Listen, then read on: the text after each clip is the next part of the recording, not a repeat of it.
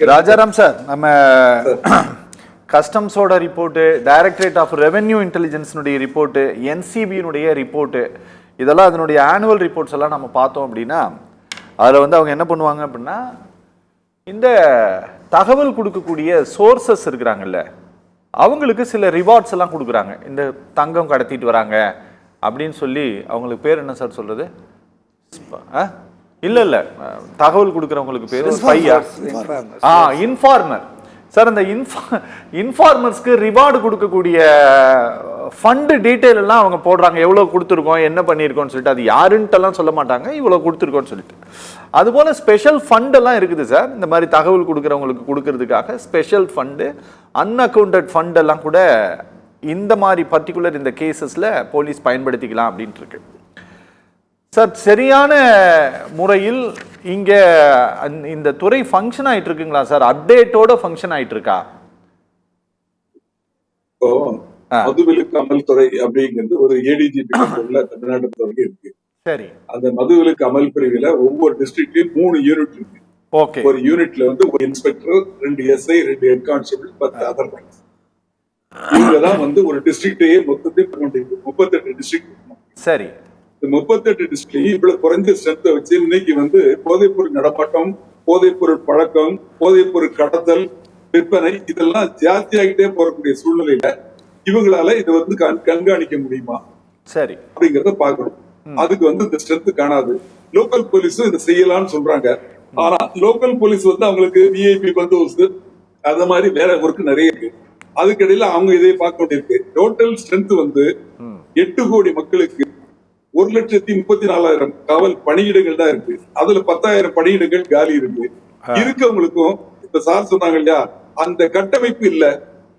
எப்படி எங்க இருந்து வருது, எப்படி வருது அப்படிங்கறத தெரிஞ்சுக்கூடிய அளவுக்கு கூட நமக்கு நுண்ணறிவு, நமக்கு வந்து அந்த தகவல் இல்ல. சரி. அப்படி வந்து நமக்கு பிடிச்சா கூட இதோட ஆரம்பம் எங்க, பின்புலம் எங்க, அங்க போய் பிடிக்கக்கூடிய அளவுக்கு நம்ம கிட்ட ஸ்ட்ரென்த் கிடையாது, வசதி வாய்ப்பு கிடையாது. ஏன்னா வேற ஸ்டேட்டா இருக்கு. ஓகே. இப்ப வந்து இந்த போதைப் பொருள் மேக்சிமம் வந்து எல்லாமே ஆப்கானிஸ்தான்ல வருது. போர்ட்ல வந்து இங்க அதானி போர்ட்ல பிடிச்சாங்க. அதுக்கு எங்க மூலம் அப்படின்னு போய் அங்க போய் தடுக்கணும். அதுக்கு மத்திய அரசு நடவடிக்கை எடுக்கணும். ஸ்டேட் போலீஸ் வந்து அவங்களால முடிஞ்ச அளவுக்கு தான் செய்ய முடியும். இப்ப இருக்கிற போலீஸ், ஸ்டேட் போலீஸ் முடிஞ்ச அளவுக்கு செய்யறாங்க.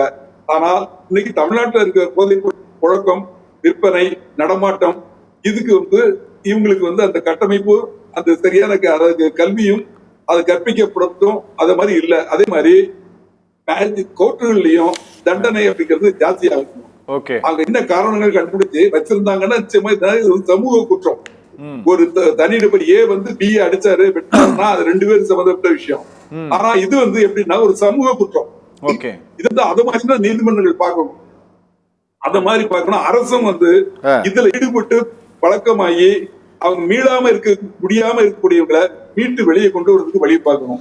அதே மாதிரி சமூகத்தில் உள்ளவங்க எல்லாரும் இது எங்கேயோ நடக்கு, நமக்கு என்ன கூடாது, நாளைக்கு நம்ம வீட்டு குழந்தைங்களும் இதே மாதிரி ஒரு சூழ்நிலையில வரும் அப்படிங்கறத நினைச்சு பார்க்கணும். ஆக காவல்துறை, அரசு, நீதிமன்றம், சமூகம் எல்லாருக்குமே பொறுப்பு இருக்கு. அந்த பொறுப்போடு நடந்தாதான் இதை கட்டுப்படுத்த முடியும்.